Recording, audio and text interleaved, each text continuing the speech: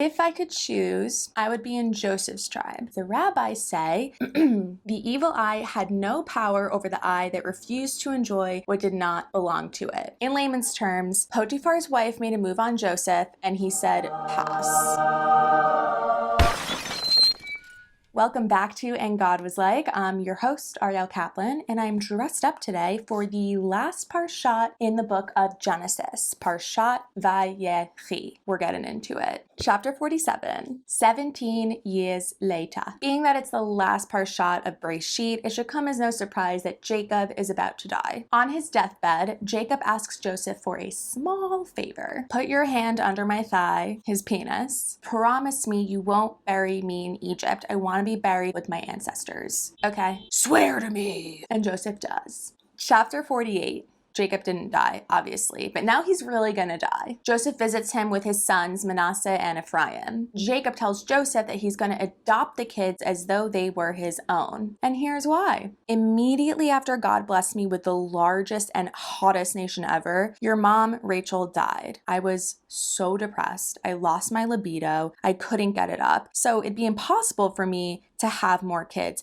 And that's why I'm adopting your sons as heirs to the inheritance of the house of Israel. But any other kids after get zilch. Manasseh and Ephraim are in the room. Jacob is blind and he doesn't recognize them. Who the fuck are these randos? You literally just adopted them. In order to give the blessing, you have to see the recipient, but Jacob is blind. So he hugs and he kisses Manasseh and Ephraim, blesses the sons, but he gives the better blessing to Ephraim, who is the younger son, because Ephraim is gonna fuck a lot more than Manasseh and have a much greater nation. And then Jacob blesses Joseph with an extra portion in the land of Israel, the city of Shechem, where Dinah was raped. Chapter 49. Okay, this is the chapter in which Jacob actually dies, but before he does, he blesses all of his sons. I'm just gonna run through all the blessings. Actually, some of them are curses and really rude. Reuben, my firstborn, you fucked my concubine, so I'm downgrading you from the goat to the woat and giving your birthright to Joseph, the priesthood to Levi,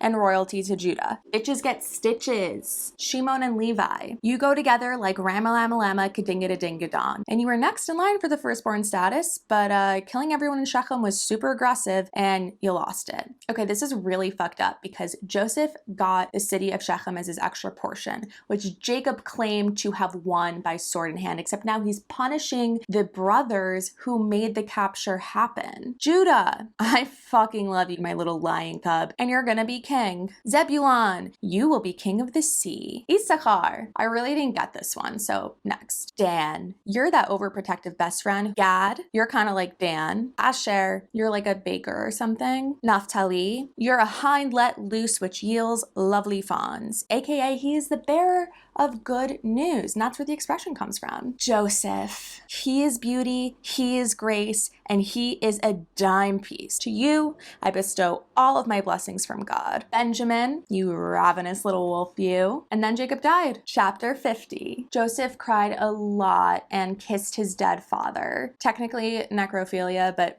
no judgment. He was a man of his time. With Pharaoh's permission, Jacob goes to the cave of Machpelah to bury his father. Caravans filled with Egyptians went to pay their respects to Jacob. After the funeral, Joseph was feeling kind of off and sad. Duh, his dad just died. And his brothers, who were totally projecting, thought that Joseph was harboring resentment towards them because of, everything. And so they tell him a white lie. Before Jacob died, he told the brothers to tell Joseph to forgive the brothers for everything. The brothers offer themselves to Joseph as slaves, and Joseph starts crying. Not because he's verklempt by this gesture, but because he knows that it is a lie. I'm not gonna lie, you guys really were dicks, but like I said, it was all part of God's plan to save the world from famine. I'm not holding a grudge, I promise. And now for the epilogue. Joseph lives to see his great-great-grandkids, and his dying wish is to be buried in the land of Israel. At 110, he was buried in Egypt. That's not his final resting place. That's a motherfucking wrap